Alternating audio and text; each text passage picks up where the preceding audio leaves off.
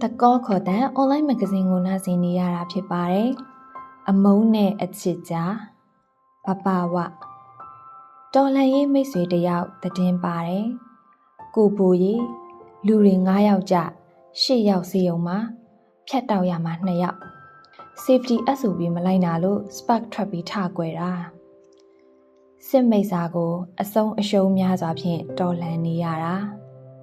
ဆုံးရှုံးလိုက်ရတဲ့ရဲဘော်တွေအသက်က20ကျော်ဝန်းကျင်တွေ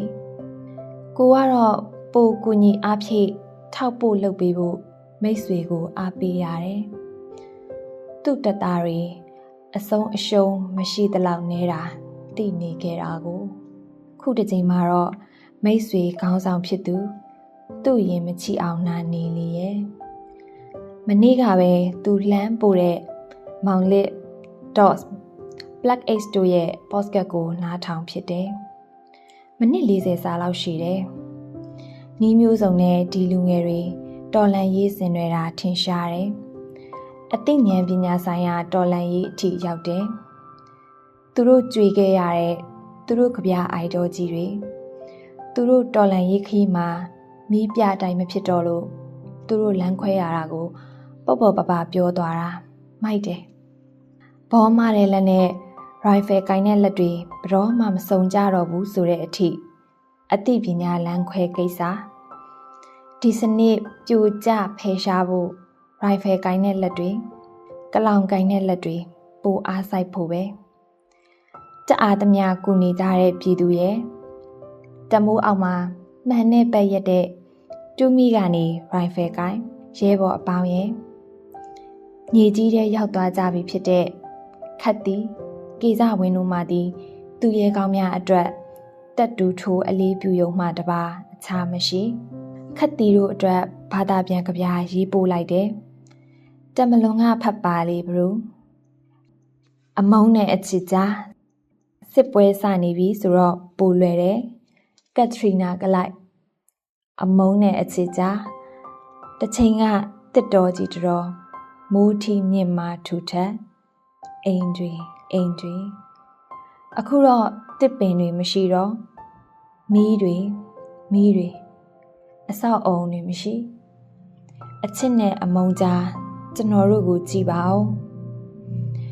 ကျွန်တော်တို့ကိုမတ်ထားပြီးလမ်းလျှောက်နေရှင်းလင်းပြသမှုကကြည်စင်လွန်အားကြီးလို့ဘသူကမှမျက်လုံးတွေမိတ်လိုက်ဖို့တတိမရကြဘူးတချို့လဲမမြင်မကန်းနဲ့လှဲချလိုက်ကြတယ်မြို့စင်ကြီးဖုံးကပန်းချံတွေထဲမှာခြံနေရစ်သူတွေကလည်းပြားရည်နဲ့ချိတ်ပိတ်ထားသလိုသူတို့နှကန်းတွေကအချစ်နဲ့အမုန်းစကလုံးတွေကိုပဲထတ်ကြော့ဆိုနေကြလေရဲ့ဟုတ်ကဲ့ကျွန်တော်တို့ကပြားတဲ့ကဘာတစ်ခုရဲ့တန်တမန်တွေကျွန်တော်တို့ရဲ့တစ်ခုတည်းသောဝေါ်ဟာရကဆန့်ကျင်ဘက်စကလုံးကျွန်တော်တို့စီကနေတိမ်မွေ့တဲ့ကွဲပြားချက်တွေကိုစောင့်နေသူတွေကာလာတပ်ပုံရိုက်ဖို့ဒီကိုရောက်လာသူတွေက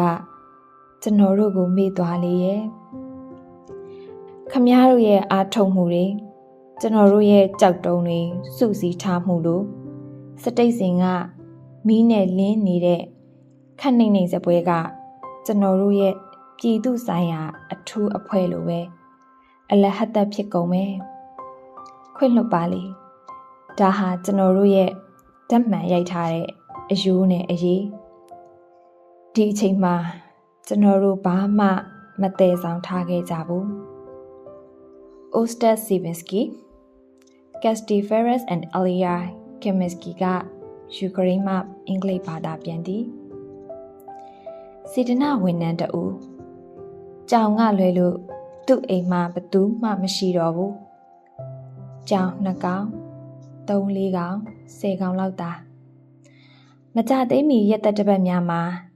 အိမ်နီးချင်းတွေလည်းမြို့ကိုစွန့်ခွာပြီးတနေတကြီးထွက်ပြေးကုန်ကြပြီပဲသူမခင်မွန်းနဲ့တားဖြစ်သူကမြို့ကိုကာကွယ်နေကြတပတ်လောက်ကကက်ကြီးတန်ကြောင့်သွေးထွက်တန်ယူနာကျင်ခဲ့ရတဲ့သူမရဲ့လက်ချောင်းတွေဟာစစ်မဖြစ်မီကကျိုးများကိုသာထိခတ်နေတဲ့လက်ချောင်းတွေပိုက်ကွန်လုတ်တဲ့အခါစိတ်နှောက်ယှက်ဖြစ်စေတဲ့ပဲ့တင်တန်တွေကိုမကြားရတော့ပဲ နာကျင်ခံစားရတဲ့အခါသူမအသက်ရှင်နေတယ်ဆိုတာသိပါတယ်။ကံကြမ္မာကိုရက်တဲ့ပုံစံနဲ့ပိုက်ကွန်ကိုရက်ပေးတယ်။အဲ့ဒါကြောင့်ကြောင်တစ်ကောင်ချင်းစီအတွက်ပိုက်ကွန်တစ်ခုစီရက်မယ်။10ကောင်အထိပေါ့။သူမခင်မွန်းနဲ့တားဖြစ်သူတို့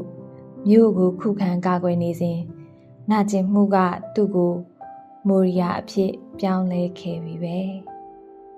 ဘဘဝအစီတကောခေါ်တဲ့အွန်လိုင်းမဂ္ဂဇင်းမှာဖော်ပြထားတဲ့စာရေးသူဘဘဝရဲ့အမုန်းနဲ့အချစ်ကြားဆိုတဲ့အစီကိုကျမစံနီကခန်းစားရွတ်ဆိုထားတာဖြစ်ပါတယ်ရှင်။